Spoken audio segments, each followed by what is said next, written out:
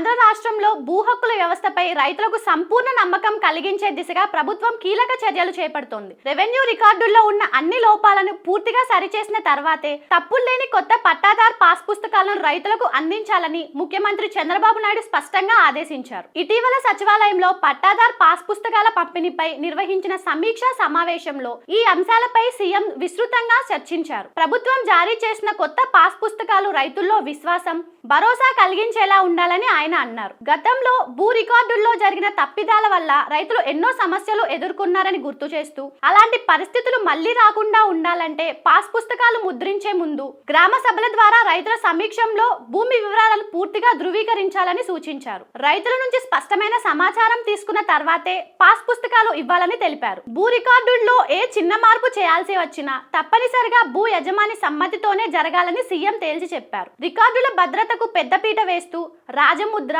QR code వంటి ఆధునిక భద్రతా లక్షణాలతో కొత్త పాస్ పుస్తకాలు ముద్రించాలని అధికారులు సీఎంకు వివరించారు. ప్రభుత్వం తీసుకున్న ఈ జాగ్రత్తలు, భద్రతా చర్యలను రైతులకు స్పష్టంగా తెలియచేయాలని సీఎం సూచించారు. భవిష్యత్తులో రైతులు రెవెన్యూ కార్యాలయాల చుట్టూ తిరగాల్సిన అవసరం లేకుండా ఆన్లైన్లోనే అవసరమైతే పాస్ పుస్తకాలను పొందే విధానాన్ని అమలు చేయాలని ప్రభుత్వం లక్ష్యంగా పెట్టుకున్నట్లు చంద్రబాబు వెల్లడించారు. ఇందుకోసం టెక్నాలజీని పూర్తి స్థాయిలో వినియోగించుకోవాలని అధికారులకు దిశానిర్దేశం చేశారు. ఈ సమీక్ష సమావేశంలో అధికారులు ఇప్పటి వరకు జరిగిన పంపిణీ వివరాలను సీఎంకు వివరించారు. ఈ నెల 2వ తేదీ నుంచి ఇప్పటి వరకు సుమారు 6.07 లక్షల పట్టాదార్ పాస్ పుస్తకాలను రైతులకు పంపిణీ చేసినట్లు తెలిపారు. ఈ ప్రక్రియను మరింత వేగంగా, పారదర్శకంగా కొనసాగిస్తామని చెప్పారు. ఈ సందర్భంగా రెవెన్యూ శాఖ మంత్రి అనగాని సత్యప్రసాద్ మాట్లాడుతూ, గత ప్రభుత్వ హయాంలో నిర్వహించిన రీసర్వేలో అనేక తప్పులు చోటు చేసుకున్నాయని తెలిపారు. వాటిని సరిదిద్దిన తర్వాతే కొత్త పాస్ పుస్తకాలను రైతులకు ఉచితంగా అందిస్తున్నామని చెప్పారు. ప్రస్తుతం పంపిణీ చేసిన పాస్ పుస్తకాలలో